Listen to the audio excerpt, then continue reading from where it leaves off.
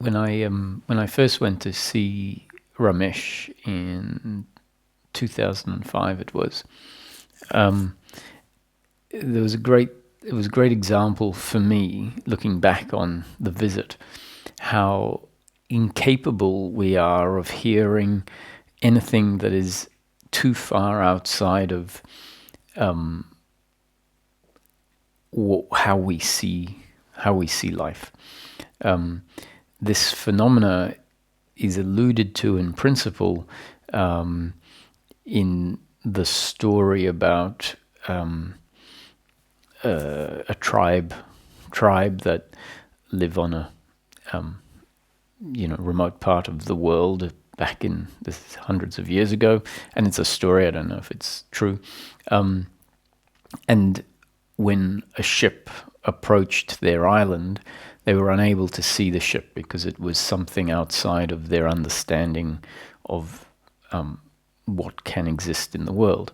And so they were blind to the ship, and it said that only the tribe medicine man or seer could actually see the ship, implying that their concepts of what's available or what could be were less rigid. So there was more open-mindedness, and they were able to see this ship. And then in time, the tribesfolk started to see the ship. Now, I think what that story is suggesting is that we're unable to process life too far outside of how we understand life to be. I don't think that's actually true. I don't think that we physically won't be able to see a ship. Although, to some extent, to some degree, it could very much it could be like that. So in this teaching, Ramesh makes it very clear. I mean, very clear if you can hear it, and I couldn't hear it. And I realized this, that after attending 10 satsangs for 10 days, each one 2 hours long, and more or less unfolding the same set of concepts, I wasn't able to hear that we are the ego. That is the concept within this teaching. We don't have an ego. We are the ego. And that notion is there because as part of our seeking, what happens is the doer tries to get rid of the person, tries to kill the person, or tries to kill the parts that are described as the problem. And if that phenomena sets in, where the person or the thing that if a movement of trying to get rid of actively as a doing that which is never meant to be a doing, if that kicks in, then it needs to be corrected. And one of the things that Ramesh had sort of identified is that spiritual seeking has this idea that the person is the problem. And so he would refer to the human being, the body-mind organism with a particular name and form, as the ego. And what is the ego? He would say it's impersonal consciousness of source, linked to a particular body-mind organism, an instrument, and functioning through that organism as personal consciousness. So the ego essentially is the complete package. And you can have a liberated ego. Now, according to this concept in this teaching, and someone very likely is thinking, how can you have a liberated ego? The ego is non-liberation. And that's exactly the point that Ramesh was getting at. He said, no, we are the ego. We don't, the ego doesn't die. We are the ego. There is an ego before enlightenment and an ego after enlightenment. Now, so as not to get all tied up in knots, be very clear that a word is just a set of letters. What's more important is what is meant by the word. And so it's very clear that in certain teachings, the word ego means the thing that eventually dissolves, the thing which is the suffering. And so in that case, you can't have an enlightened ego, because if ego is being used to define what is defined in this teaching as the belief in personal doership, or the doer, then yes, the doer can dissolve. But let's be clear, in the use of it, the word ego in this context, it doesn't mean that which is the problem.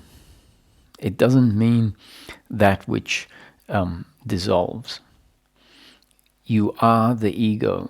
Ramesh would say, Ramesh is an ego, Ramana was an ego, Nisargadatta was an ego, Jesus was an ego. The difference is you have an ego with the belief in personal doership and attachment to outcome, and that ego, if it's destined, will go through life and be changed by life, changed by the new conditioning that comes in, and as new conditioning comes in, the up-to-date conditioning changes, and at some point you can have an ego without the belief in personal doership, where the belief in personal doership has fallen away.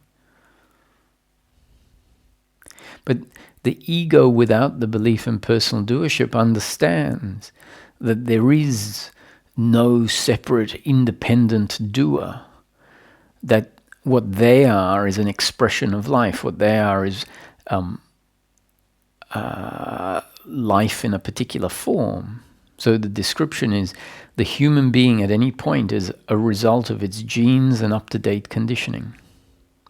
So the human being is a result of factors outside of its control. So the genes and up-to-date conditioning is referring to the biological and psychological aspects of the human being, essentially the vehicle, and then the consciousness of source links to that vehicle and functions through that vehicle, picking up the characteristics of that vehicle, the personality, the preferences, responding to circumstance according to its genes and up-to-date conditioning. And because consciousness of source is linked to that particular instrument, that instrument is conscious. And that consciousness is what we call personal consciousness.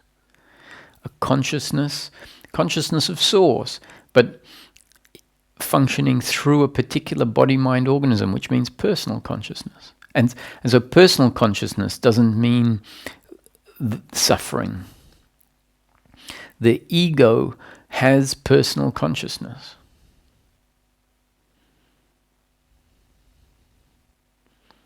So you can have an ego which has personal consciousness with or without the belief in personal doership and the belief in attachment to outcomes.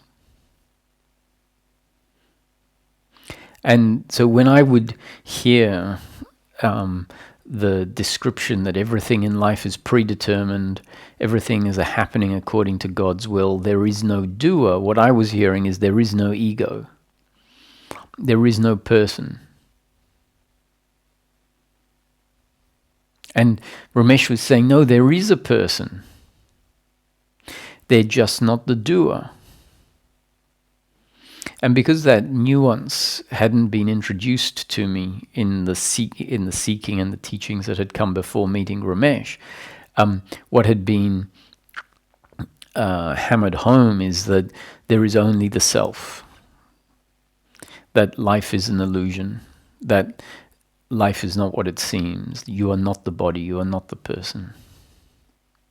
And as a result of those teachings, an experiential appreciation of the awareness in which all of this arises, and the sense that what I am, that what is real is the awareness, that had happened. And so what I was hearing was essentially the same thing that I had been immersed in.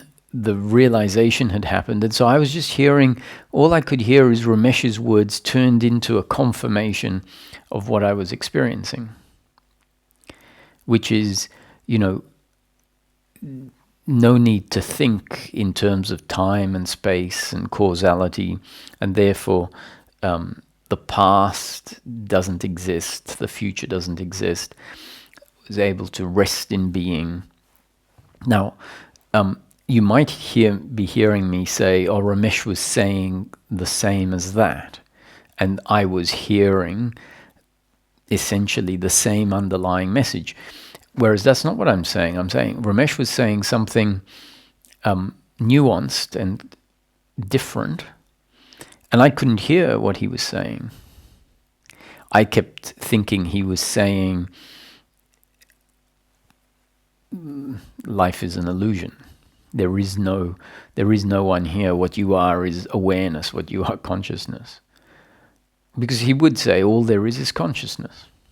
And so my system would filter out the stuff that didn't make sense most of the time. It would filter that out and just hear the stuff that made sense and say, oh, he's saying what I have realized.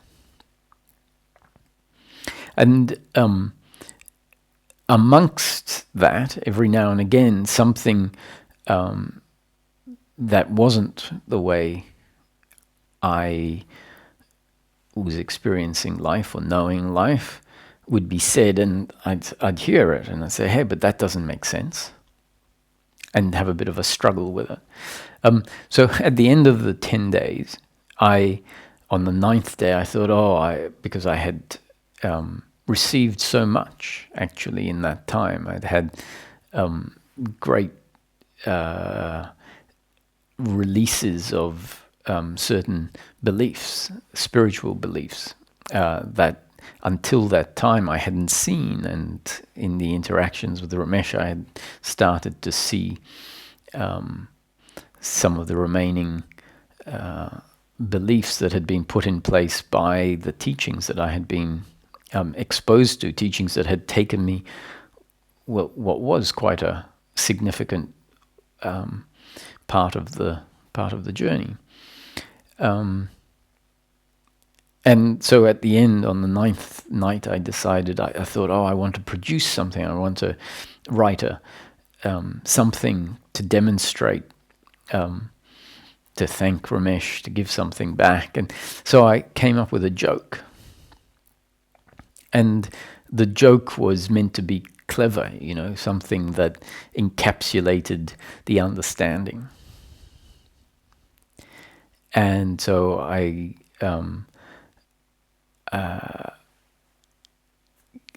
crafted this joke, which was a rework of a joke that I knew. And the punchline is Ramesh saying, there is no ego. I've been trying to tell you that for half an hour. Telling that to a seeker that had been talking about the ego. And the punchline is stating, there is no ego. I've been trying to tell you that for half an hour. And the thing is that Ramesh had been telling me for 10 days, there is an ego. You are the ego.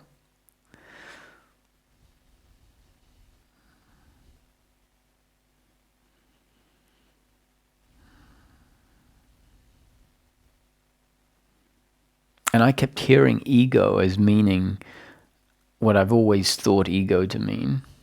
And in that a previous sense. It was, the judgment. It was the blame. It was the expectation, the attachment to things, and when they didn't go your way, reacting in an uncomfortable, as if one has been attacked by life, and not only attacked by life, attacked by the other, because of what they've said or what they did or what they didn't do. And that's, what has been described as the ego in many other teachings. And so when I heard him say, you are the ego, I didn't even hear you are the ego. He probably said you are the ego, and I was hearing, there is no ego. So when he was talking about doership, right, because he would say, talk about doership, there is a doer, the doer doesn't exist. And that's what he was saying, the one that blames the other and sees the other as the doer, the one that feels shame and looks back on the past and drags the past into the present and regrets and hates and has pride for those good things and regret for the less fortunate things that happened. None of that is real. And so you could easily just say, oh yes, Ramesh is using the word doer for ego, so there is no ego. But he was introducing you are the ego for good reason, because I think one of the most beneficial things I received from Ramesh was the statement, if we keep it practical. Right?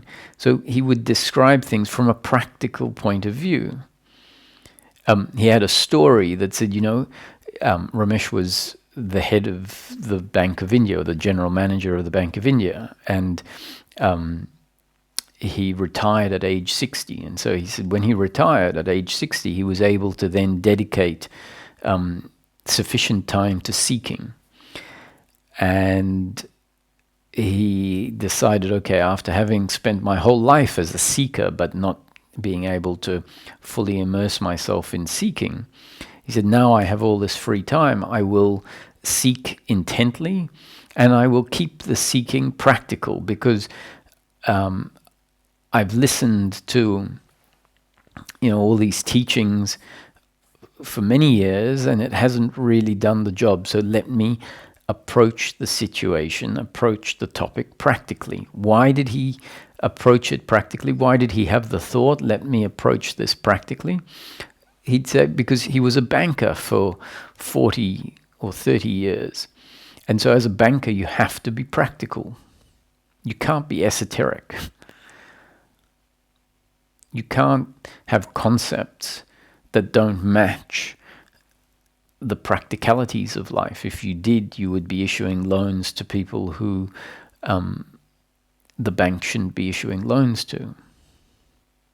If you were managing staff and you weren't practical, then you wouldn't be a very good manager.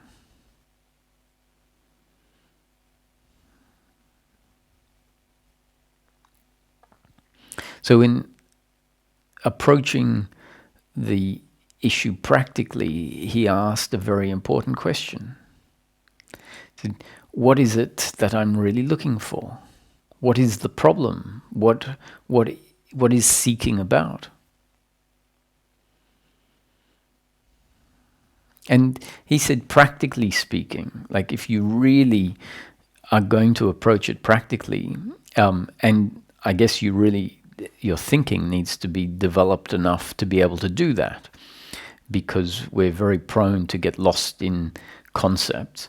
And so someone, and Ramesh seems to have been the guy, needs to have years of training of being practical and not getting lost in concepts,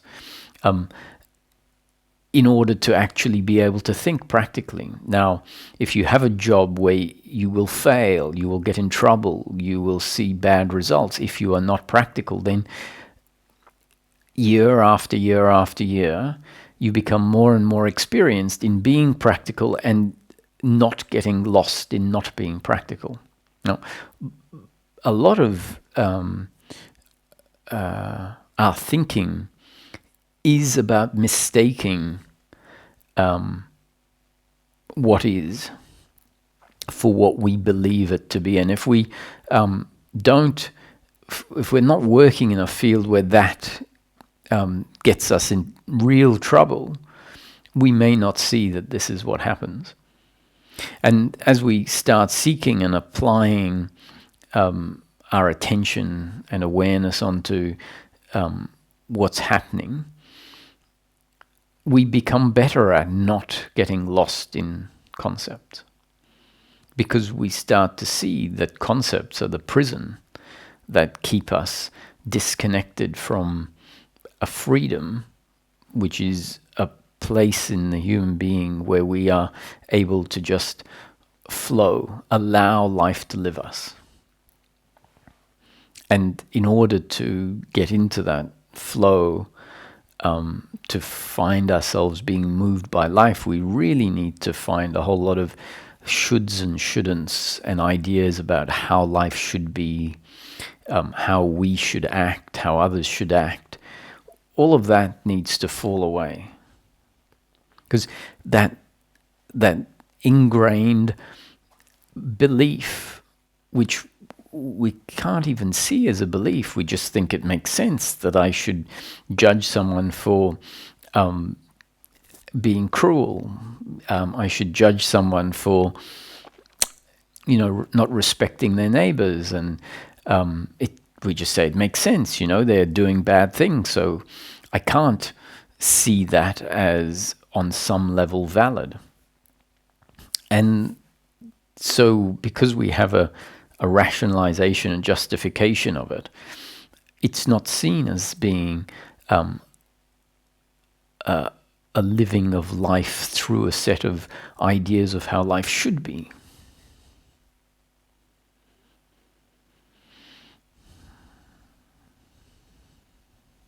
And so these beliefs really need to be seen. And in the end, what collapses with a collapse of all of our beliefs includes the belief of who I am, the belief of where happiness is to be found. And we find ourselves moving to a much quieter place.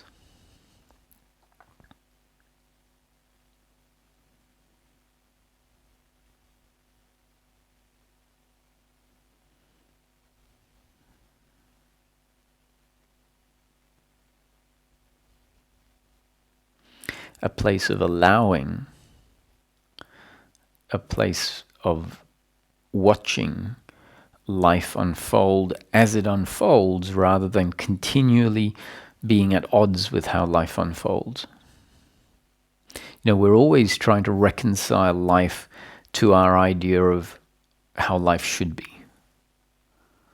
That tends to be what creates our resistance to life. Is that instead of reconciling our idea to what is, which really means just coming back whenever we see a gap or a fight, we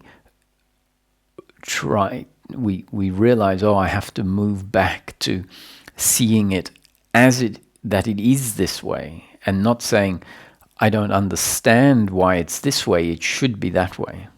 That's how we've developed as humans, is to have an attachment to life being pleasure, pleasure, pleasure, pleasure, an attachment to life being perfect, perfect, perfect. And that attachment really means a sense of entitlement to a life of perfection, a sense of entitlement to life. And I'm using the word entitlement loosely. Hopefully you can get a sense of what I mean, is that we just assume that life should be and could be, that the other should be and could be, in such a form and such a way that doesn't deliver pain to us. So we're always trying to change life, which by its nature, the flow of life is sometimes pleasure and sometimes pain. That's actually what is. What is a movement of this force, this energy and movement, which is essentially our circumstance, the birds flying across the sky, the wind blowing the trees, the cars going past, everything that is happening, our thinking, that's life in flux. And that circumstance is sometimes pleasure and sometimes pain. It's pleasure and pain relative to the biological instrument that receives the stimulus, the stimuli of life. So if the sun is shining down on us and it's too hot, we can say in that moment, it's pain in the moment. Because the sun on this particular body, mind organism, which is the instrument experiencing life, according to its preferences, the sun is too hot, so that's pain in the moment. And then we walk into a room and it's air conditioned and it's cool and it's like, that's pleasure in the moment. And so life is a continual flux of pleasure and pain. So we're in the room just about to have a nice cool drink and these kids come running in, knock over the drink, start jumping on the couch, climbing all over you. And for some people that's pleasure in the moment. And for others it's pain in the moment, depending on your preferences. So life is always a mix of pleasure and pain, changing circumstance. And that's the nature of life. And we have developed in such a way that instead of seeing life as the thing that isn't going to change, isn't going to be in line with what ideas we have about life. So you look at yourself as the human being and we can create all sorts of fancy ideas. We might say, I'd like to go out today and see all of the trees having decorations on them. We could have that expectation. And that's an expectation created within, a particular person about the world. And so it's unlikely that you're going to have this expectation and that the world is going to conspire to, because you want all the trees to have decorations on them when you go out, it's unlikely that that's what's going to be the case. And yet we go through life with this expectation of life being a certain way. Pleasure, pleasure, pleasure, perfect, perfect, perfect, all the things that I would like. And we don't realize that in a way is like going out in the morning expecting all of the trees to have decorations in them.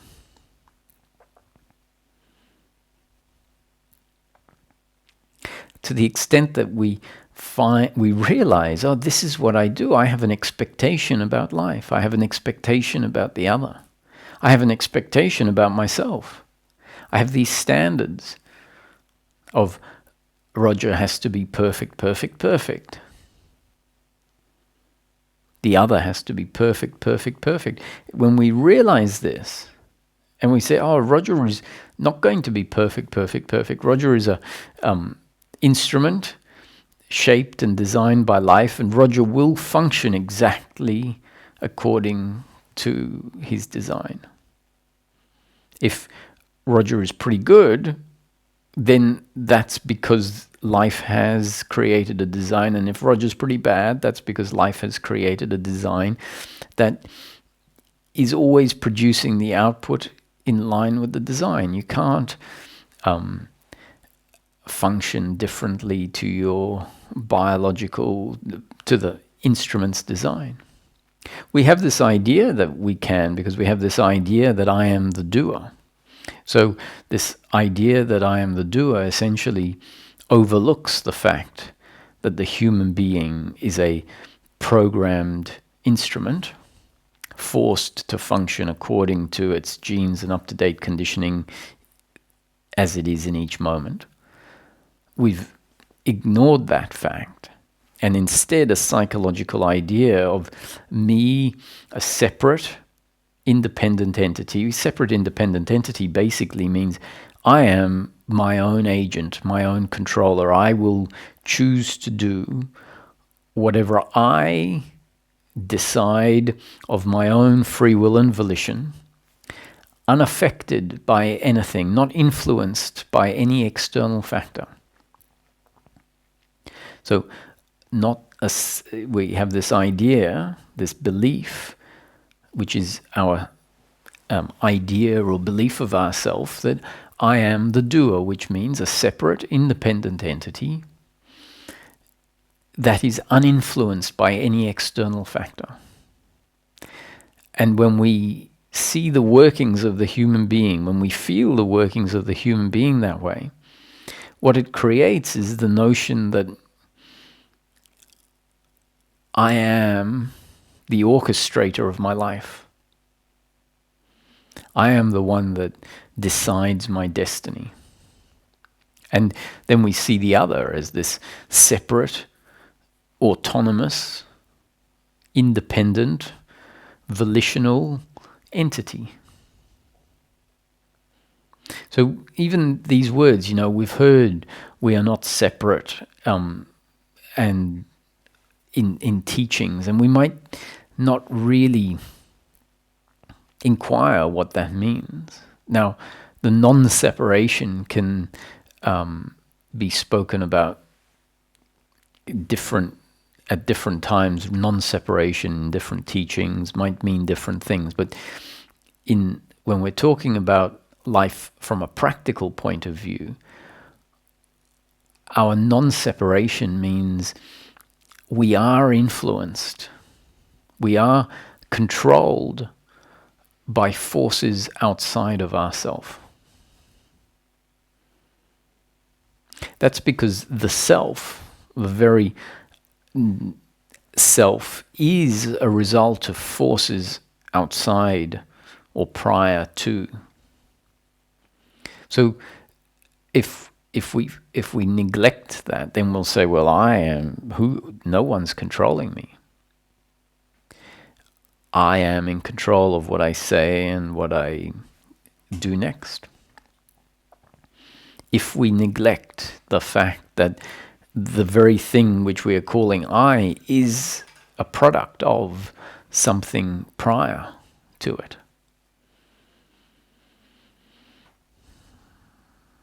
So that's what it means. We're not separate from life.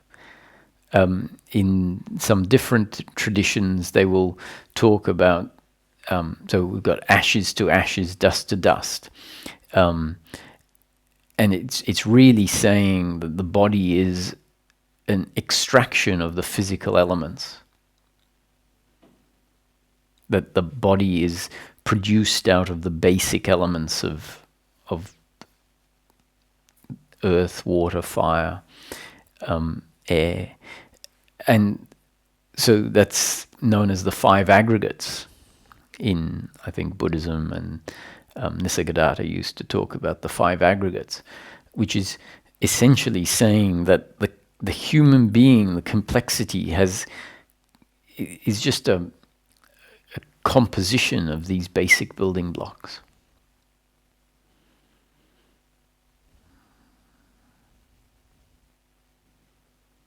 A bit like the principle of, you can get millions of different colors on a computer now, but those millions of different colors are essentially made up of 5 or 3 prime colors.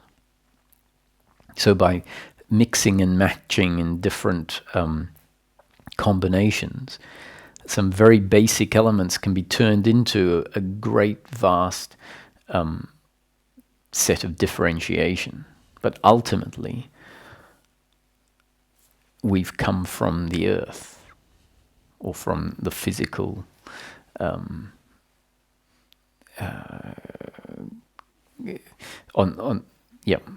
we are not separate from life. And the separation that causes the suffering is this very separation, the separation that is the veil of separation that cuts off a recognition that I am being lived by life, that I am a product of life. Now, because the understanding is often described as not an intellectual understanding, we might think that, oh no, the separation has nothing to do with like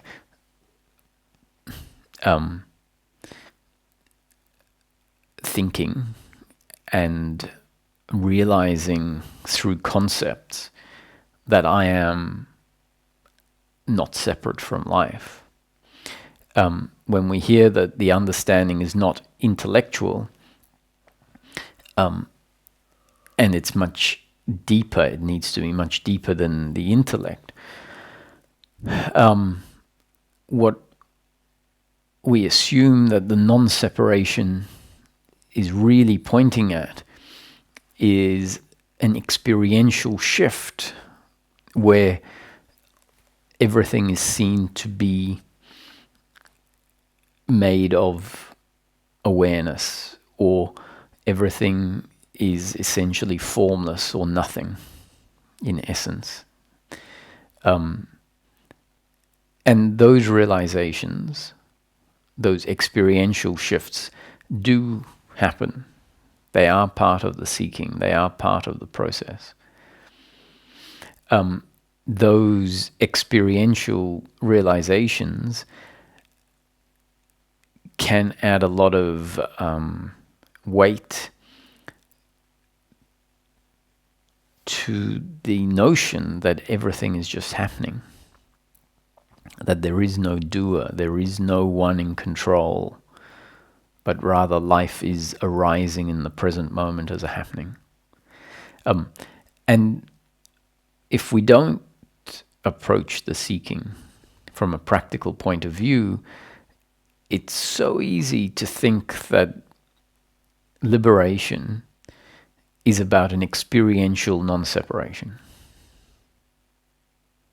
and not realize that the experiential non-separation is powerful, not because in and of itself that is liberation, but because of what it allows us to, how it aids a falling away of the deeply ingrained beliefs of personal doership and attachment to outcomes. And it has to do that in time. Otherwise, if it doesn't do that, what we end up with is a oneness, an appreciation of the formless awareness. However, the patterns that cause the uncomfortableness continue to function because they haven't been dissolved. And at best, there is a non-identification with the criticism, the judgment, the blame, the shame that continues to be there. And there is a degree of freedom in not identifying with that remaining suffering. But at some point, the remaining suffering becomes such a nuisance, such a uncomfortableness, that even that witnessing of the suffering just feels like this surely can't be it. The flip-flopping, there's so much flip-flopping still if the deeply ingrained beliefs of personal doership and attachment remain, that even if life has been seen as an experiential, or has been experientially known to be a single arising, the suffering on some level still carries on. And so hopefully when we start looking at it practically, like what is the seeking really about? Is the seeking not about the end of suffering? Isn't that what we're really looking for? So going back to Ramesh's practical approach, he said, what am I really looking for? All these years of seeking, I should ask the question, if I'm going to address the seeking in a practical manner, what am I really looking for? And he said, look, I just want to be happy in life. That's it, really. And he said, let me also be clear about when I use the word happy, like what is happy? He said, that's it. If I don't get lost in some theory, I just want to be happy in life. And then he said, so what is happiness? And he said, look, I have to go to answer that question. He said, I need to really look at what my unhappiness is.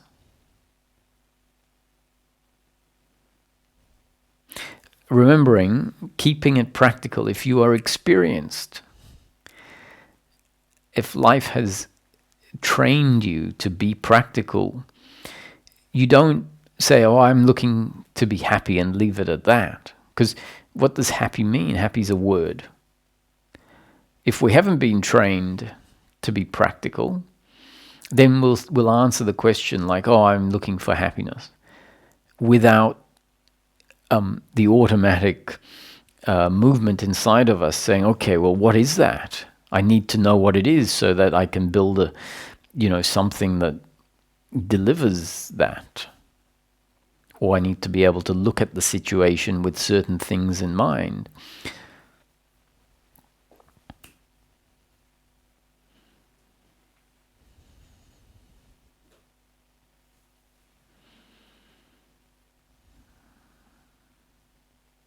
So the answer to what is happiness isn't something where he just applied the old definition of happiness. He said, I need to find out what my unhappiness is. If I find out what unhappiness is, then I have a link, I have a hint as to what happiness is. And why did he take that route? He took that route because he realized, if I'm looking for happiness, I don't have happiness. If I don't have happiness, how can I know what it is? You see, these are thinking, important conclusions of thinking that prevent us from making thinking errors. Otherwise, we might just come up with a concept of what happiness is and think we know what happiness is. Keeping it practical, he says, I don't know what happiness is looking for. I'm looking for happiness. So let me not pretend I know what happiness is. So let me look at the unhappiness. What is my unhappiness? So he said, I will wait until I can put my hand on my heart and say, in this moment, I am not happy. And so over the next period of time, each time he said, in this moment I am not happy, he said he looked at what is actually happening here, what is going on, and he found that it was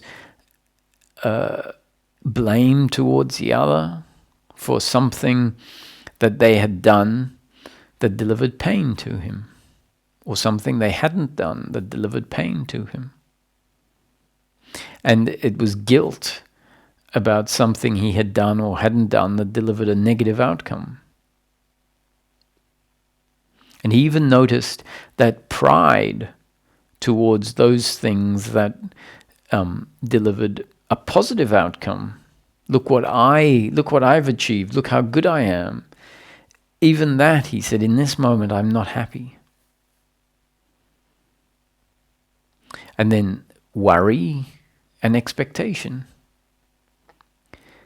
Started to see that when there is worry about the future and when there is expectation about life turning out a certain way, that is all different forms of unhappiness.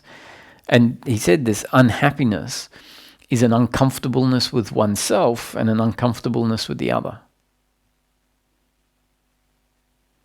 guilt and uncomfortableness with oneself, guilt for those actions that I have done that delivered pain, blame towards the other for those things they have done or didn't do that delivered pain, pride for those things that I did that delivered good actions,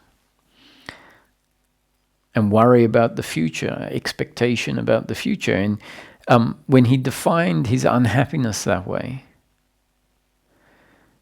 the conclusion he came to is something that you might not think. If you've listened to this teaching, you might say, oh, he came to the conclusion, it's all about your attitude to circumstance. No, he didn't. He said, if this is my unhappiness, feeling blame towards the other for what they have done that has hurt me or my family or someone I loved, what I have done to hurt someone I love, feeling guilt for that, being worried about the future. He said, if that's my unhappiness, my conclusion is that you're not entitled to be happy in life. My conclusion is that happiness is not available in this life. Of course, we have to resent and blame the others for what they have done that has hurt me. And of course, we have to feel guilt for those things that we do that hurts the other, and worry about how life is going to turn out. So having come to this conclusion after addressing it in practical terms, Ramesh said, okay, I'm satisfied with my investigation. And he said, after investigating this question of enlightenment and seeking relative to a practical assessment of things, I'm satisfied that happiness or enlightenment is not available. And he said he was able to stop seeking at that point. No point spending all this time thinking about some imaginary happiness. Happiness being the end of unhappiness, and the unhappiness he found was his resentment, his blame, his pride, his worry, his expectation. He said happiness is just not available to the human being. So I'll leave the seeking up to all those people who think it is, who are believing a concept, who haven't investigated the situation and come up with a reasonable conclusion. So at least he said he was now able to accept that happiness isn't available in this life and stop seeking. And having stopped seeking, he said he got a message from outside. A message from outside in a way was like from source. And he said he was at a later point very happy to hear that Einstein described that when Einstein came up with the theory of relativity, or the formula equals mc squared, his description was it hit him, it came to him from outside. And Ramesh said, that's it. That was like what came to me from outside. Sort of like information that was outside of what seemed to be within the definition of Ramesh, because Ramesh had come to the conclusion happiness is not available in this life, and the message was, Ramesh, you are wrong. Happiness is your birthright. And the basis of this happiness is the very basis of all religions. A basis that has been forgotten, and that is why there have been religious wars for thousands of years. So that was the message, so full stop, just like a telegram sent to him. Ramesh, you are wrong. Happiness is your birthright. And the basis on which your birthright exists is the very basis of all religions, a basis that has been forgotten, which is why we've been having religious wars for thousands of years. So, having got this sort of groundbreaking hint, Ramesh's enthusiasm and seeking was reignited. And so looking at the hint, it's the basis on which your birthright exists is the basis of all religions. So he decided to inquire into what is the basis of all religions. And even though he was a Hindu, he had an interest in Christianity and the Bible, so he opened the Bible. Thy will be done. He came across these, what he described as these 4 magnificent words. And it sort of struck him, this is the essence of Christianity, thy will be done.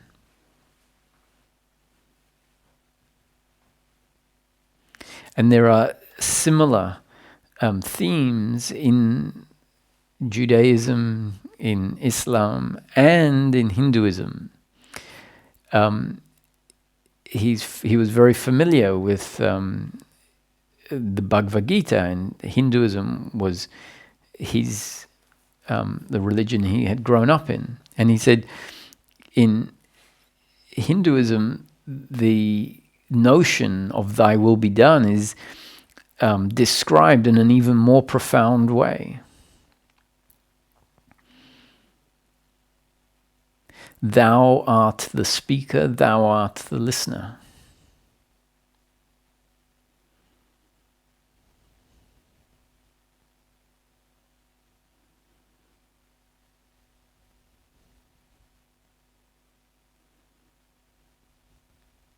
It means God or Source is playing both the speaker and the listener.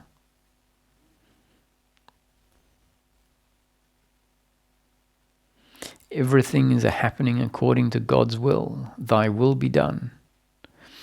So, if that is the basis of all religions, and that is the basis on which our birthright exists, your happiness is available on the basis that thy will be done. God's will be done. He then took a new look at the blame and the guilt and the pride and the expectation and the worry. In light of this description, describing life as a happening according to God's will, there is no individual doer.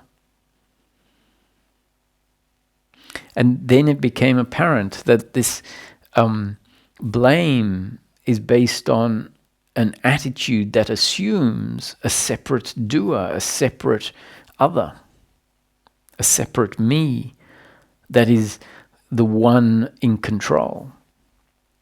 And once that image of myself and the other as a separate doer falls away and is replaced as life playing all of the different roles, or God, Source, manifesting as a dream or as a play, playing all of the different roles, then the attitude of guilt and blame, when this is deeply understood, no longer makes sense. It makes sense when life is seen as a life of separation.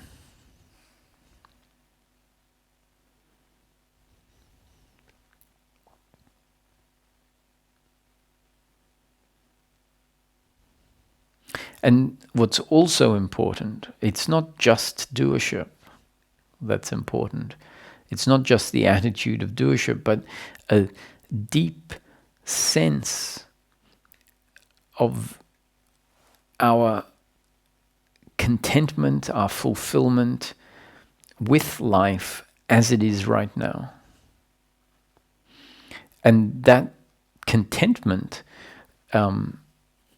reveals itself, that self-fulfilling, causeless happiness or contentment is something that reveals itself when the suffering starts to get cut off. when the idea of myself as inadequate gets cut off, when the expecting life to be a certain way because we believe that's where my fulfillment will be found, when that starts getting cut off, what reveals itself slowly at first is the essence of presence.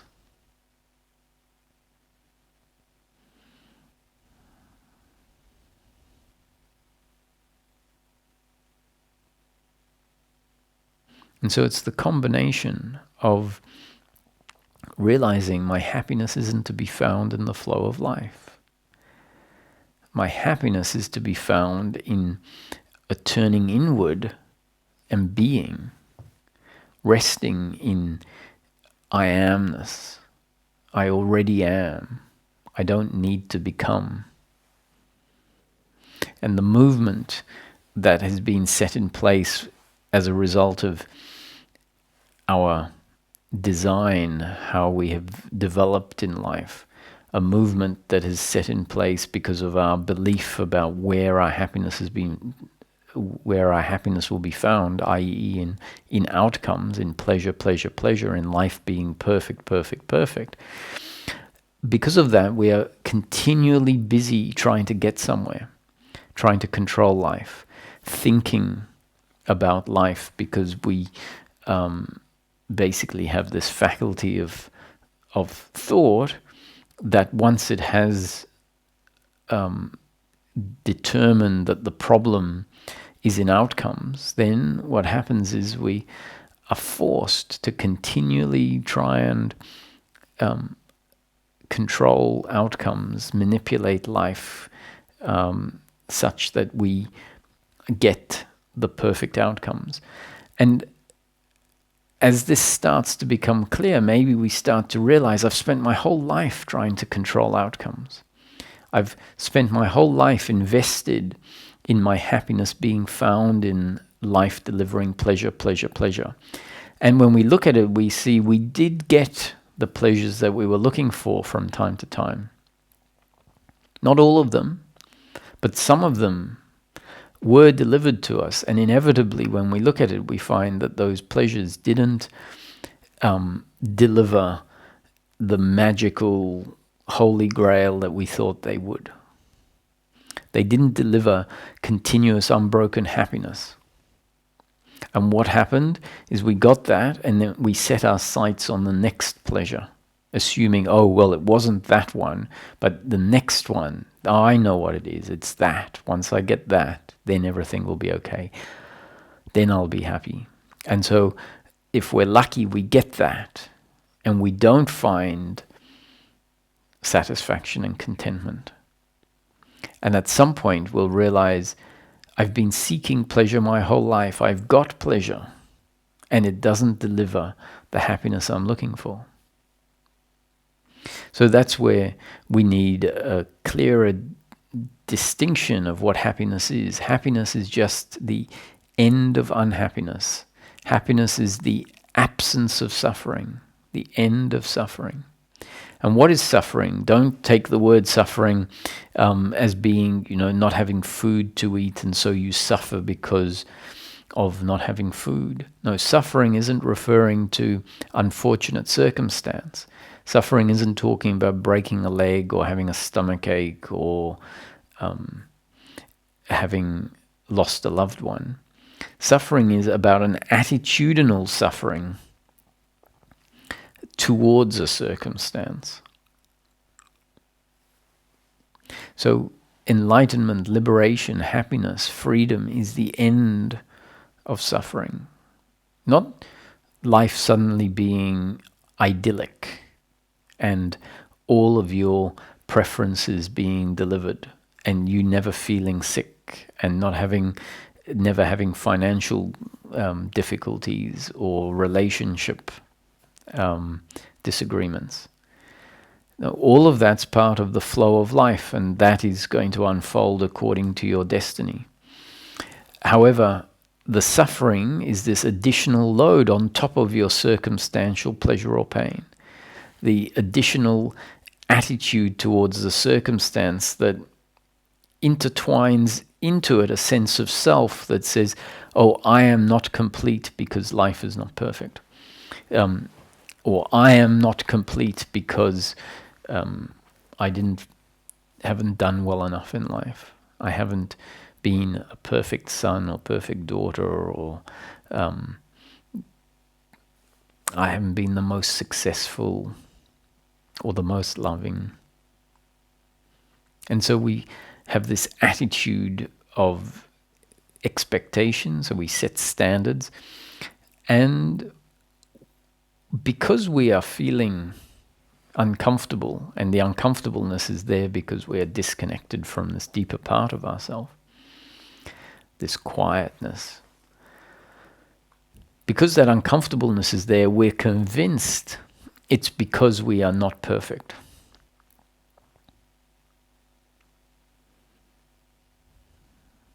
And so we strive to being perfect, to getting all the things we don't have, convinced that I feel uncomfortable because I don't have these things.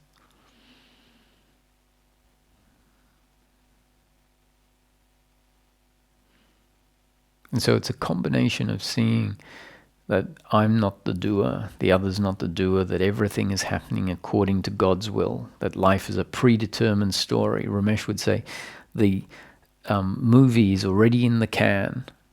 It has already happened. It has been written, acted, directed, produced, and it's in the can. And what we get to see is life unfolding frame after frame after frame. So the end of the movie has already happened.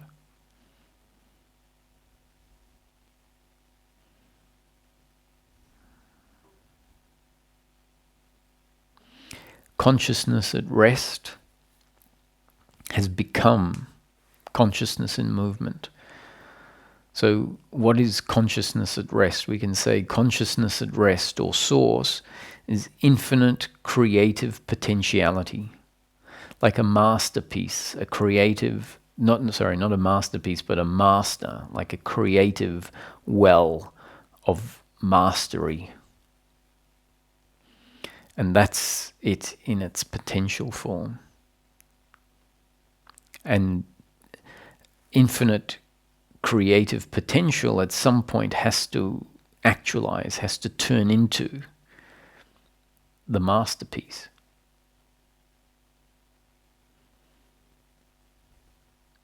And so life, where we find ourselves, each moment is the masterpiece unfolding.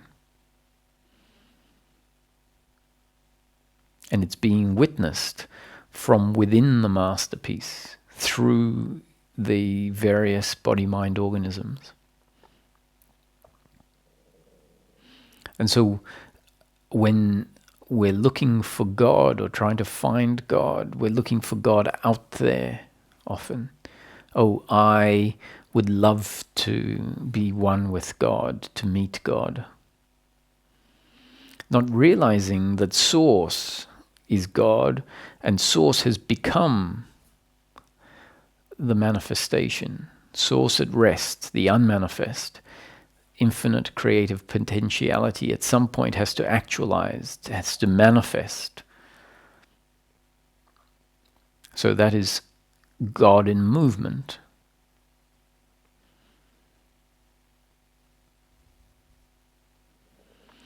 And if this separation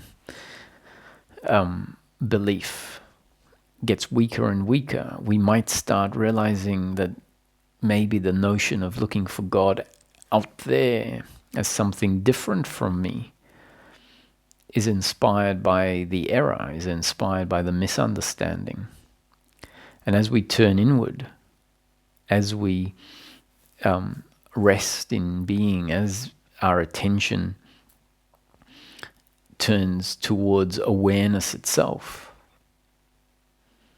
the awareness in which the subjective experience of life arises, the awareness that witnesses not separate from itself, the subjective experience of life, it might become apparent that God is functioning here in this moment, that the very experience that we know as my personal experience is only happening because that which we call that which is being referred to as God is functioning through this body-mind organism and all the other body-mind organisms.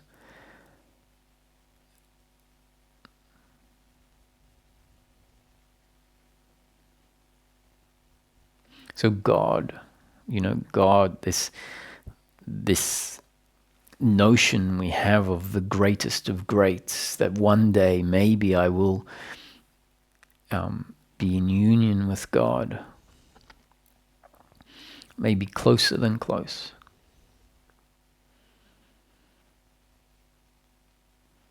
That which is aware of the present moment from your perspective, that which you will say is that you would know as your own daily life experience, the very ordinary and mundane. What is aware of that? Could it be that that is God looking through your eyes? That your eyes and God, you and God are not two?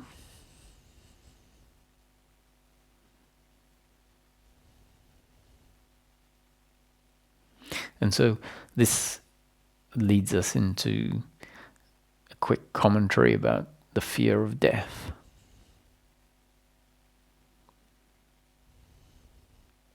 Until life is deeply known as an experience that is arising in each moment, it's here in each moment, and that's really what life is about.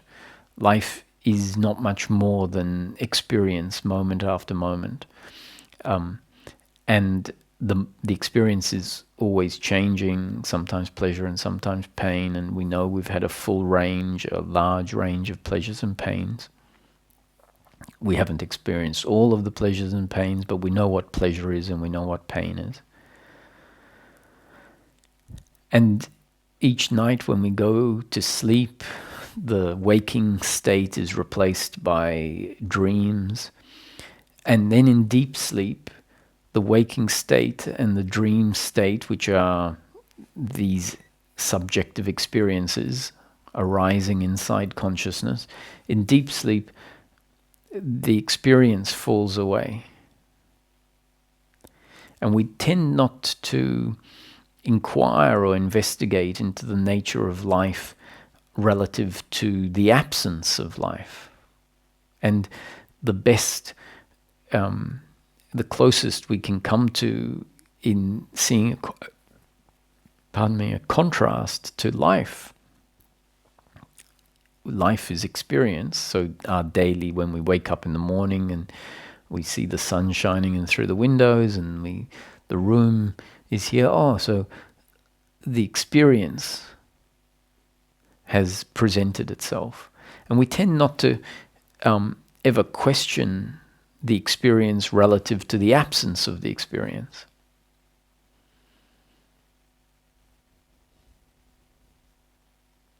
And so if we do, which means notice those times when experience falls away. And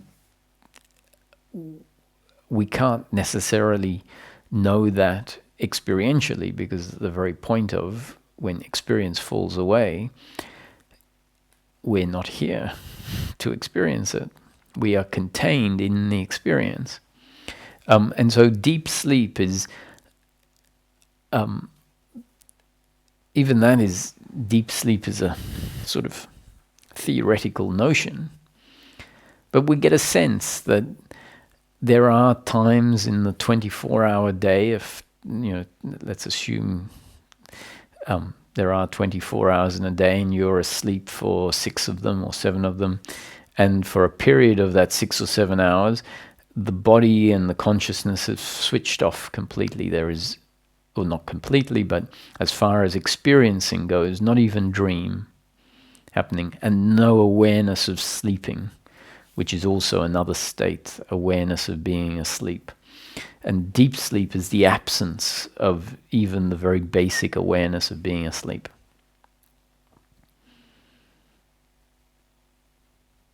So if we come to appreciate life as the presence of experience, and deep sleep is the absence of experience,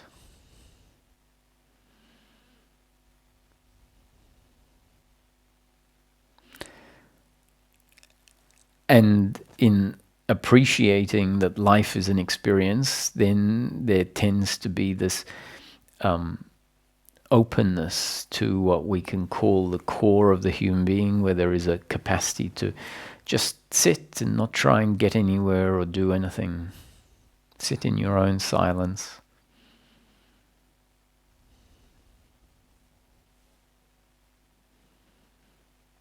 And if the life experience includes a peace with the life experience, or a peace in the life experience, then that's when experience really becomes comfortable and acceptable.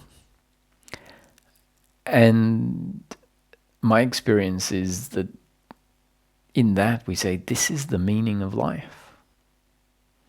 To just be at peace with the experience. Now, when I say this is the meaning of life, that's one explanation of the meaning of life, because the uncomfortable experience of life is not something that is invalid. It's something that is created. It's God in that form.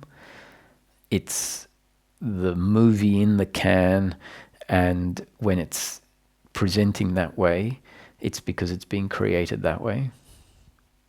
And so from that point of view, even the purpose of life being to be at peace, that doesn't make sense. We could say from a very an absolute point of life, we can say there is no purpose to life. Life just is, whatever it is. There's no one to have a purpose, and the question of purpose doesn't make sense when life is just seen to be happening. Why? Who wants to know about a purpose? The question of purpose usually comes from the uncomfortableness. The seeker that is uncomfortable, or the human that feels uncomfortable, says, what is my purpose? What will make me happy? We assume that if I know my purpose, then I will be happy. And so theoretically, from a absolute point of view, there is no purpose to life. From a human point of view, we realize that when there is an uncomfortableness, there is a seeking for purpose. And when there is a comfortableness, the seeking for purpose falls away. So we can say, so the purpose of life must be to be at peace, to be happy, to just be, on the basis that my seeking for purpose has fallen away. So I must have found my purpose. These are relative answers to these questions. We only can come up with relative answers to a question depending on where the question is posed from.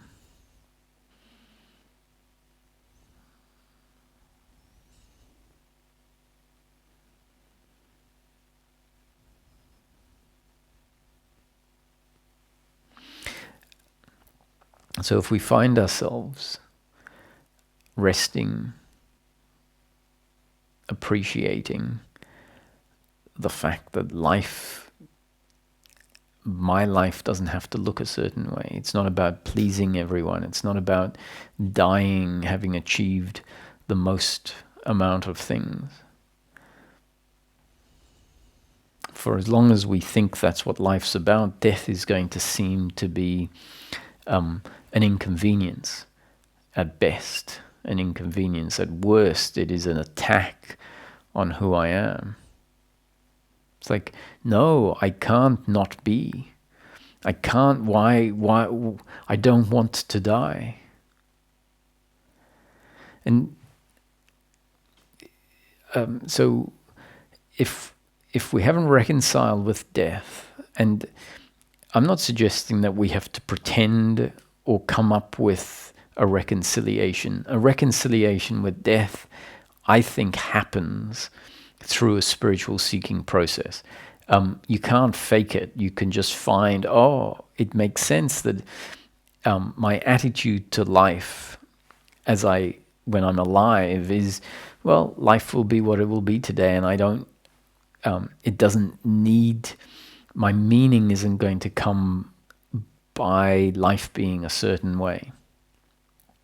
If that is how your life is, then death is just the absence of experience.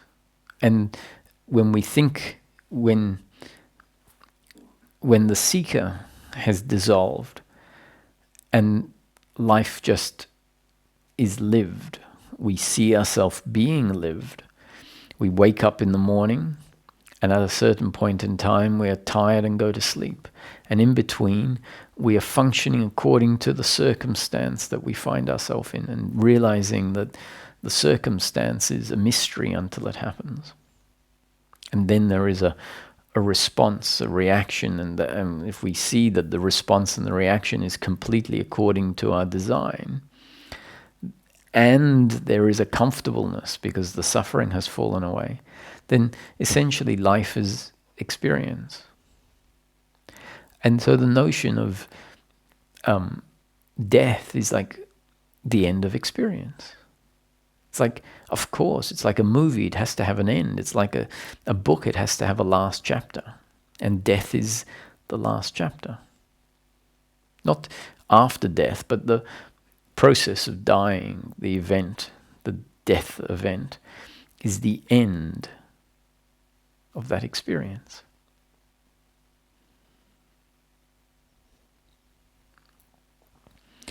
And I think that the peace with death is there when the sense of self in life has become much less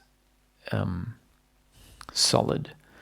The sense of self is seen to be something that is very variable, especially the complete sense of self as a human being. The essence is much less variable. I am just a simple beingness.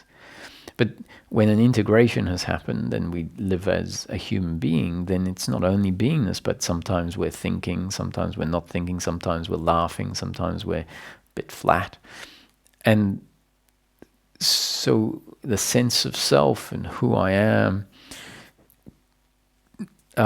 is much less identified when we see the relativity, the always changingness, the fact that Roger is a construct in the present moment.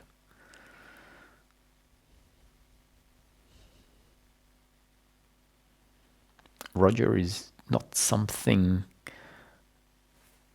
fixed. Roger arises in the ever-changing experience. And the core of Roger is the sense of self, the sense of I am. And each night in deep sleep, that sense of I am dissolves.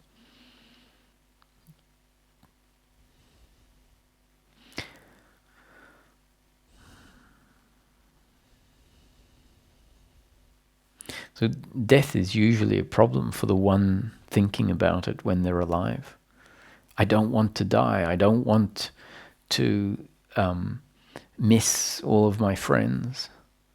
I don't want to not live. I don't want to not experience all of the pleasures.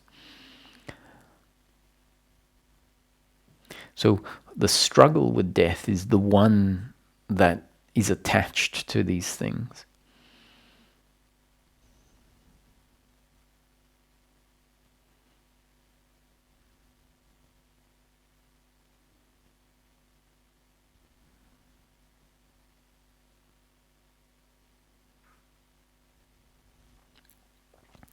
So from a practical point of view, this journey, this process is a process of the me doer that believes that their happiness is to be found in outcomes, which really means a strong identification with the body, a very weak connection to the formless aspect of the human being, and therefore everything is about circumstance, everything is about me and it's personal.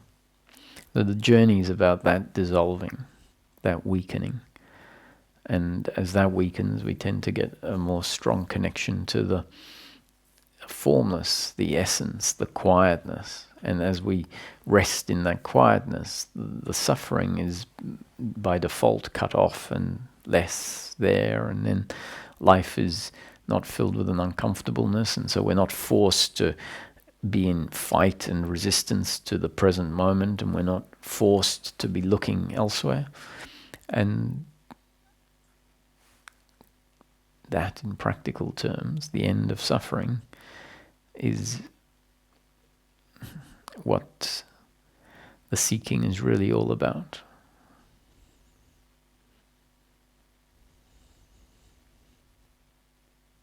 If we didn't get something very practical, what's the point? Truth. Oh, I'd like, if it's all about truth, knowing the truth, what will that give you? Oh, it doesn't need to give me anything. It's the truth. That's enough. The truth. Say, well, I think that's addressing the situation without being practical. That's an example of the thinking that we're very prone to doing, where we think, oh, truth, yes, truth, that's a good thing. If I have truth, then I'll be happy. What will truth give you? If someone says, well, truth delivers the end of suffering.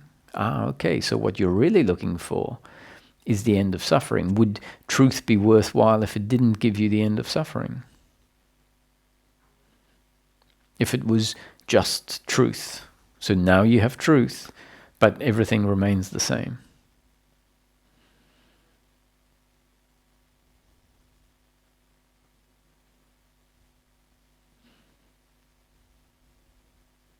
So this talk about oneness, about truth, they're just different methodologies, really, because they're different methodologies. They are what is emphasized, because emphasizing that brings about certain changes that eventually lead to the end of suffering.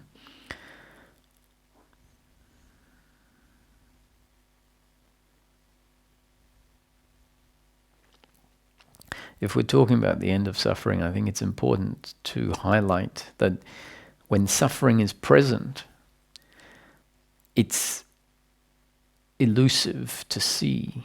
Because what suffering is a sense of lack, a sense that something is missing, an uncomfortableness with life. And so how I'm describing it as that is the addition of an energy of uncomfortableness, the addition of an energy of lack. But because it's an energy of lack, what it feels like is that it isn't something added in. It feels like something is missing. And so that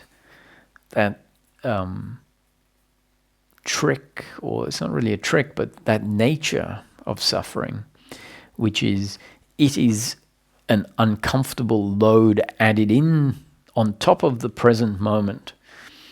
But what is added in, which is a very heavy load, feels like, it doesn't feel like it's a load, it feels like something is missing, and therefore that's why things aren't quite right. And so what it does is it forces us to continually look for what the feeling tells us is missing. That is the illusion That is the false sense of self that has been added in.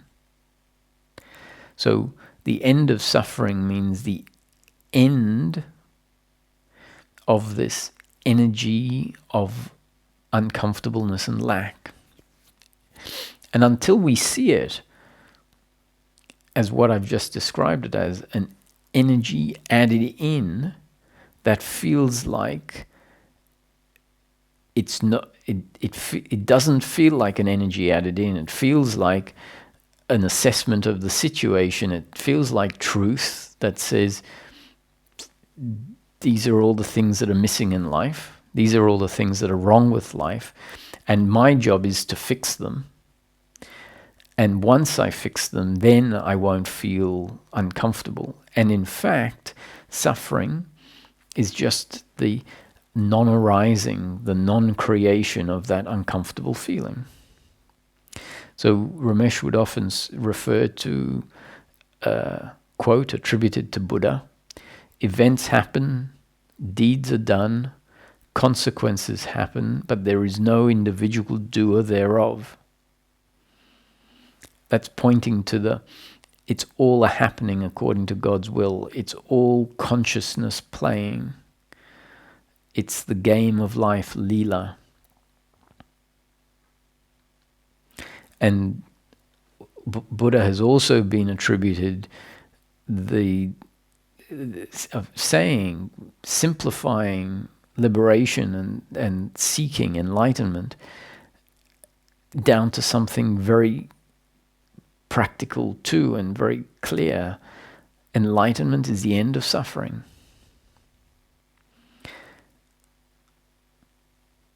The cause of suffering is desire, and the cause of desire is attachment, which really means this sense of self that believes my happiness is to be found in outcomes. And because that is our sense of self, we desire those outcomes. So the cause of desire is attachment, the belief that my happiness, my completeness will one day be found when life is perfect. That is attachment. Attachment then forces us to crave that future. And desire is the cause of suffering. Because with this desire, we have to hate the other that gets in the way of that. We have to hate life that doesn't unfold that way. We have to hate ourselves. We then have to feel pride for the times that we sort of see ourselves as being the orchestrator of bringing that perfection a little closer. We have to have expectation on life. We have to worry about life, all because there's desire for outcomes, for circumstance. So those two statements, enlightenment is the end of suffering, the cause of suffering is desire, the cause of desire is attachment. One of Buddha's things, that's the attachment to outcome. And the other is events happen, deeds are done, consequences happen, but there is no individual doer thereof. And we can investigate life and start to see that this is the case by understanding that we think a certain way, we speak a certain way, we act a certain way, we make decisions a certain way, we feel comfortable, uncomfortable, decisive, indecisive, friendly, not friendly, angry, happy, excited, all exactly according to the instrument and how it's been designed by life. And life unfolds in each moment based on that instrument functioning a certain way in a certain situation. And the outcome is destined. It's inevitable. The whole of life is inevitable. And if we start to investigate life and witness life and look at life and say, is it true? Is this how it's happening? And we see, yes, I respond just like my father responded sometimes. And we start taking note of that and realizing that we share some genetics, and that my father was part of my up-to-date conditioning. And as we see these patterns, not limited to what I've just described, but that's one example that allows us to understand genes and up-to-date conditioning. We end up having the same priorities sometimes as our parents, and realize it's because we've been told that that is what's important. And then we realize that, that has become part of my up-to-date conditioning. And then we might be exposed to a teaching that says, that's really not important. And we find that can fall away, but we still have genes and up-to-date conditioning. It's now up-to-date conditioning from a different source, or up-to-date conditioning that includes a combination of conditioning from all of these different places. And so as we investigate that, we realize I'm being lived. I've always been lived. There never has been a doer.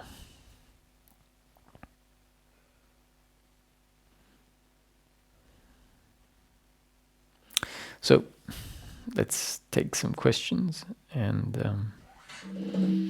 we'll go from there.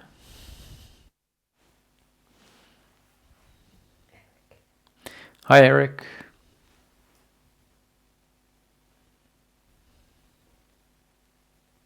Sure. Can you hear me? Yes, I can. Okay, good. I had some playback on my voice there, but it seems to be gone. Yeah, I just want to start to thank you for an amazing satsang today. I'm completely exhausted, actually. And I think that if you transcribe this satsang and send it to Gautam, you will never have to worry about writing another book. Not that I think that you worry about it, but anyway. Why do I have to send it to Gautam? No, I thought he's a publisher, right, isn't of course. He? Yes, of course. Okay. Yeah, but I thought he was your publisher of choice, but I have no idea. Yeah, well, I have to write something first. But yes, I get what you're saying. Okay. Yeah, no, it was fantastic, and I wanted to share today because there was a seeing that made me feel like I fell in love with life, and I'll try to keep it short. It was I've had started to get some feelings for a girl, and like warm feelings, and I like her, but then there has been a resistance towards that, and it's been interpreted as attachment to love from the other, and attachment to outcomes. And I think it's been partly that, but then it is seen, an expectation is all of a sudden revealed on a little bit of a path of renunciation kind of expectation, where I've seen myself as, I'm supposed to be able to be happy alone, and I shouldn't need someone. And it's any relationship and anything would be in the way of my seeking. Like you were describing Ramesh, when he quit working, he could go all in on seeking, and that's a little bit how I've seen it as well. Mm-hmm. Yeah. And so it's been a struggle with this, which I felt was attachment to love from the other. And this morning I got a text message from her, and I felt love or affection. And then the first thought was like, God damn it. An immediate resistance to that affection arising, and then it was seen that the affection arose together with worry and attachment. It was like worry for everything that could happen if there is love, and attachment to their, like, the love being received and going in both directions. So, and then I think I tried to look at it as the love not actually being directed, like the love is not between me and her in any way. It's just, as you've been talking about today, it's like life loving life, and and the worry and attachment fell away, and the love was just allowed to be love, without that these extra layers around. And then it felt like I could feel gratitude for love being in my experience, instead of worrying about it. And it was a beautiful feeling. It was the feeling of just love. So that I it's difficult to put words on it, but maybe you can help help me a little bit around that. Well, in brief, I would say that, we often think that it's the pleasure or pain that's the problem, because we have this attitude that is of attachment to pleasure and pain. And so when we see that, we one of the ways of breaking that attachment is to, not engage in certain activities or certain pleasures or certain things we used to do, because we saw how attached we were to those.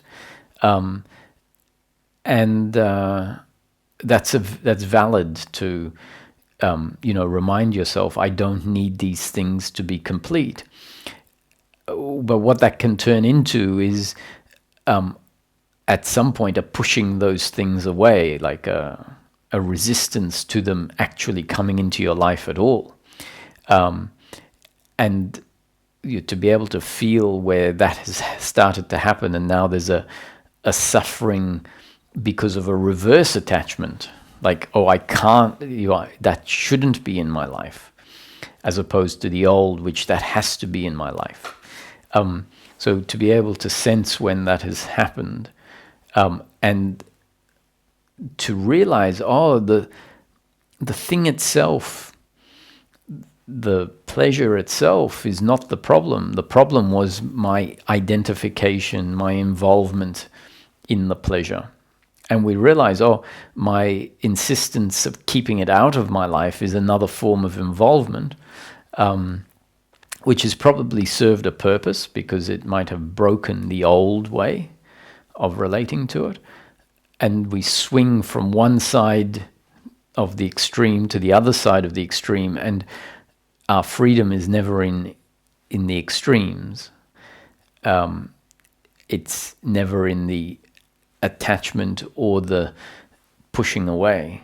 It's in the non-attachment, which means when it comes, I will enjoy it, knowing that it is life in a particular form, and that when it goes, I will remain. And so that's the notion of the Zorba, the Buddha, or the Mahabodhi,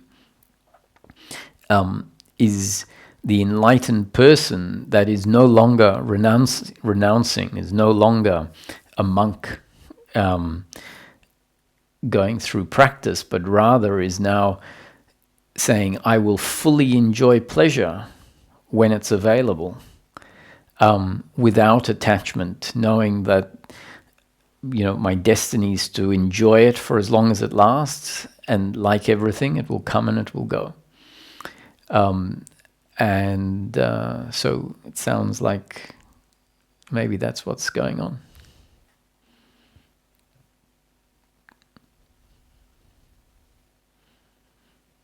Thank you so much. It's unbelievable that there can be a resistance to love that is not seen. It's like, what the heck is going on there? But yeah, hearing you say that this weird machine is in a way perfect in its imperfectness is is very comforting, Roger. Yes, it's funny. We sort of tend to go through seeking in a fairly uniform. It's unique, but there are these patterns that seem to be very common. So yeah, it's nice that you're seeing past that attachment. Thanks, Eric. Love to you all. Hi, Andrew. Hi, Roger. Hello. I've been seeking for a few years, but I recently found you. I watched your satsang at Nothing Con, and a couple of things really clicked for me. Non-doership and suffering, and your explanation of those really hit home, and everything kind of clicked into place, and had the feeling that I totally get it. And especially intellectually, I'm pretty logical thinking, so I really like your teachings, and I've watched a lot of your stuff since. And even experientially, I see that I'm not the doer most of the time. One thing just kind of leads to another, thought arises, etc. But lately there's been a lot of flip-flopping, even before I heard your teachings. But I'm noticing the flip-flopping, maybe an argument with a partner or something. But I'll flip back pretty quick and realize that I'm not the doer, and that's why I'm suffering or whatever. But about flip-flopping, I guess I have a question. Is that show that my understanding is not quite there yet? Or maybe it's another belief system I have, like just believing you about non-doership? Or my understanding needs to deepen? And I'm not going to ask you what will I do, because I know the answer to that. So good. Yeah. Well, That's my ramble. Yeah, a lot of how you've described and the wording you've used is very encouraging, because you've treaded the line quite nicely. So that's nice to hear. It's a good sign. I think as a description for you to logically conclude, if suffering arises and the flop in the flip-flop is where we sort of find ourselves thrown back into an involvement. If flip-flopping, and by default the flip-flopping means sometimes suffering is arising, then we have to say, okay, where does suffering come from? And suffering comes from the deeply ingrained beliefs of who I am and what I need. Beliefs that are sort of out of line with how life is really unfolding. And so then that's a really helpful concept to have, because it explains in an impersonal way, oh, here it is, here's the involvement, here's the flop, here's the uncomfortableness with life. That means that my attitude has reverted back to doership and attachment to outcome. And often, until we get an explanation, we say, how can it be that there was so much clarity just yesterday or just 5 minutes ago, and now that clarity is just gone? And the explanation that I have is that we've got years and years of deeply ingrained, reinforced sense of self that is being undone by our seeking, by destiny unfolding. And it's like layers of paint coming off an old door. And it's not all uniform. We'll get patches of the door where we've got all the paint we've got down to the wood. And then it's time to move. Life moves us on to another patch where there's still paint. And so the involvement happens and the sense of being lost happens. And that's the flop. And as we're in the flop, inevitably, I think work is happening. So those layers are getting worn out. And essentially, the balance of power is shifting from this knowing oneself and experiencing life from the deeply ingrained doership and attachment to outcome to more and more of knowing the freedom of dropping out of that type of thinking, not reinforcing those beliefs. And if the suffering is happening and those beliefs are there, sometimes there can just be a witnessing of that happening without an involvement in it. And it really is a matter of, over time, the understanding goes deeper and deeper and deeper, which really means the balance of power shifts more and more. And as that happens, we find the suffering getting cut off quicker. The intensity of the suffering may be weakening. And it simply is a process over time of suffering getting cut off quicker and quicker and quicker until such time as the understanding is total and the suffering gets cut off before it even arises, which really maybe makes us say, well, if it's not even a question of getting cut off, it just doesn't arise anymore. And so having this notion of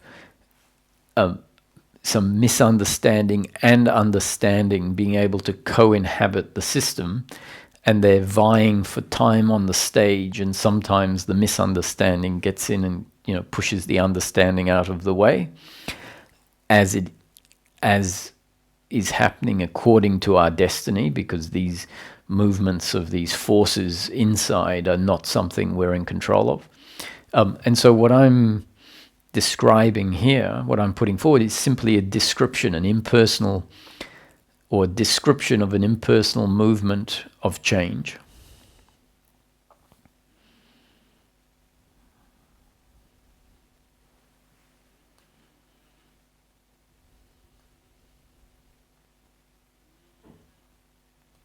That's perfect, Roger.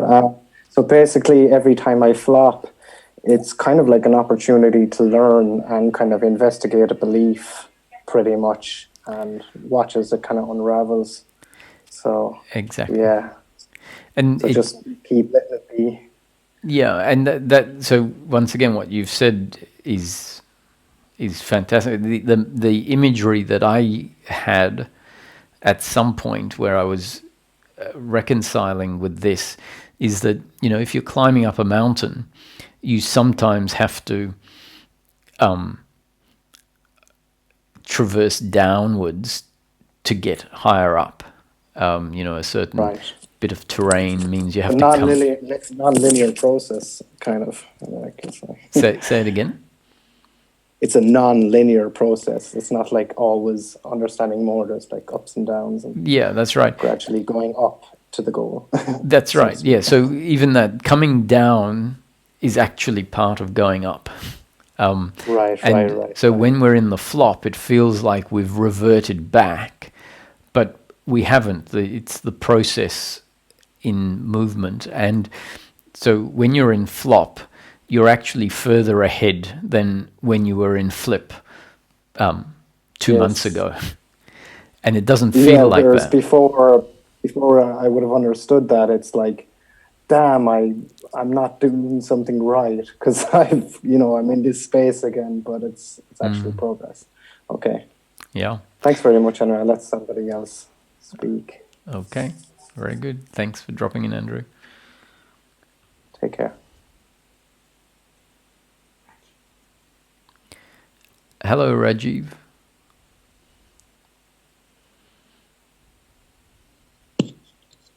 What is the qualitative difference between a piece of resting in being and peace integrated in daily living?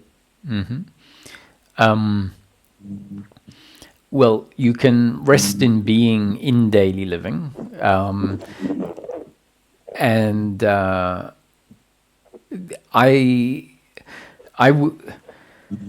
would say that resting in being can easily be mistaken for peace of mind, because what happens, when we use these descriptions, these words, these concepts, I sometimes use them interchangeably, like to drop out of suffering into being, which will imply that being is peace. Because peace is described as the end of suffering. And this resting in being is a bit like a halfway house. It's a place to land. It's a place to drop out. When you drop out of suffering, we need this being platform that opens up for some seekers. It's a place where we can rest for an indefinite amount of time and feel so we don't feel like we're holding our breath, because when you don't have this platform, at best there's suffering, and it's like we're holding our breath and you can only stay there for so long. But when we drop out of suffering into being, it feels like, this is freedom, this is home, this is where I can just live indefinitely. Once the suffering dynamic has broken away and it stops arising, the need for resting in being becomes much less. It's like when there is suffering, being is like a lifeline, this resting in being. And so that's why if I talk about peace of mind and I describe it as just the absence of suffering, not even the presence of being, just the absence of suffering, a lot of seekers will not resonate with that. They go, well, no, it's more than that. It's a sense of presence. It's a sense of qualitative being,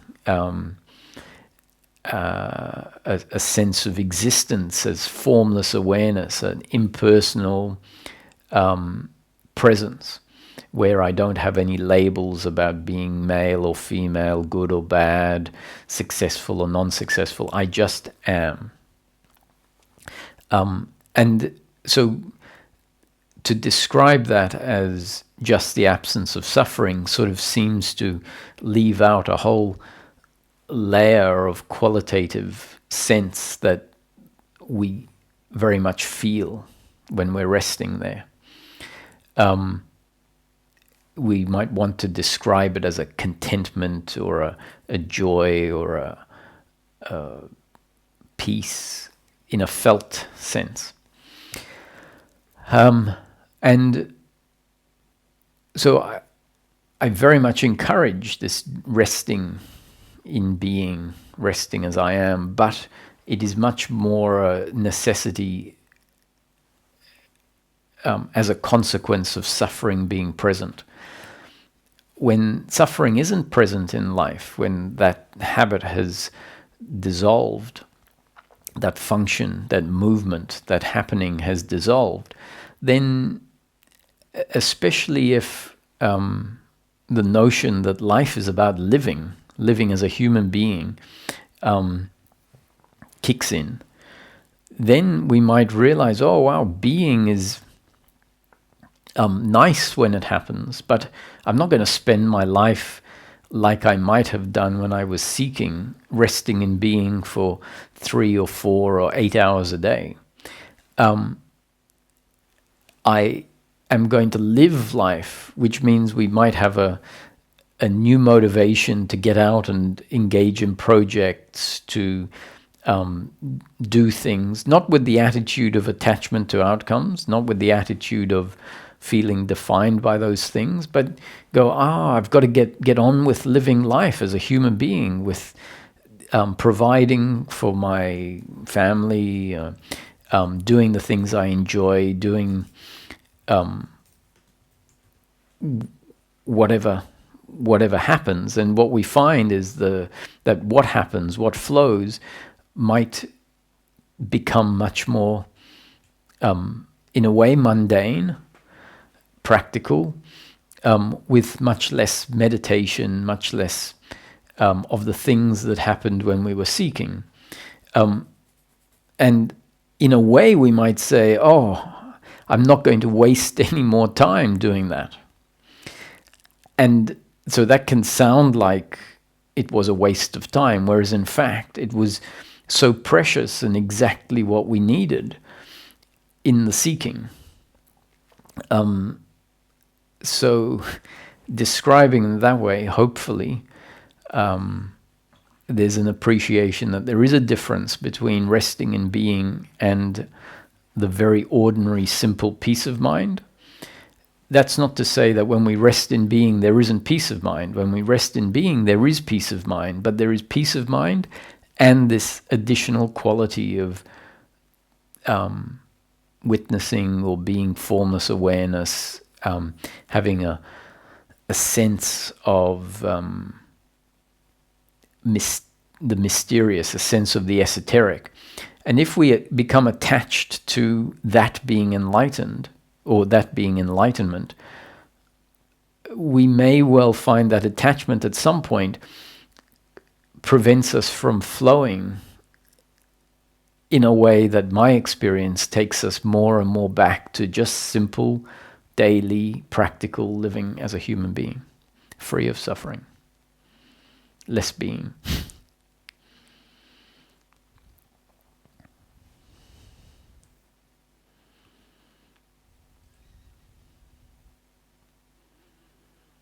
Very much with you.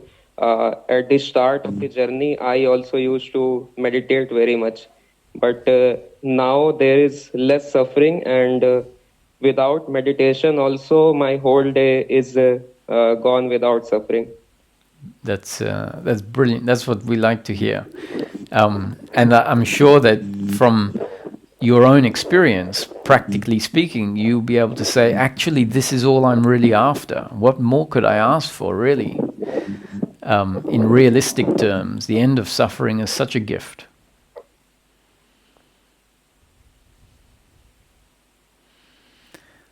So, I was going to say one more thing.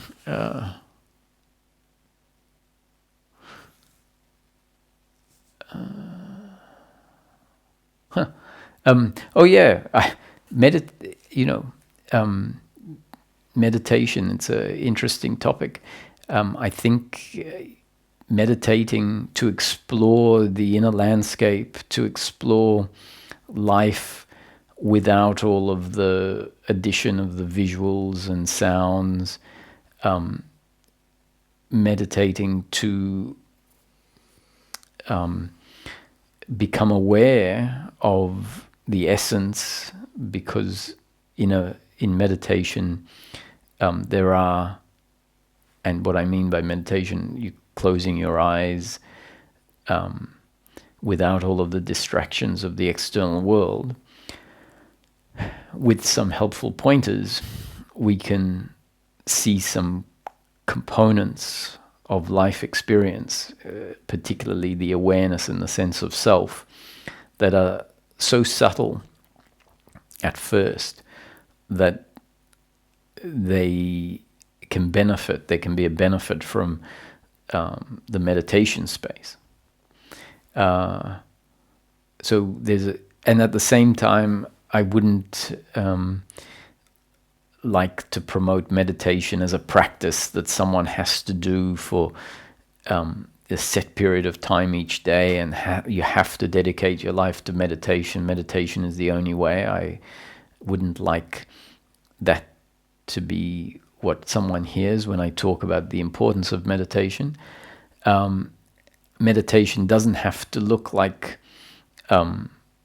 something in particular. We can find ourselves meditating while walking, with our eyes open, and so it can be nice to practice a variety of meditations, especially useful if we meditate not because we have to, but because we feel like it.